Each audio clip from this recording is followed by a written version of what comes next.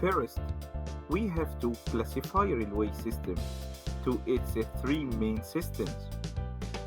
First, signaling system. Second, telecommunication system. And third one is rolling stock system. And now we will start with main system is the signaling system. We will start with its main purpose and we will move forward with its wayside elements and indoor elements describing one by one. Let's start.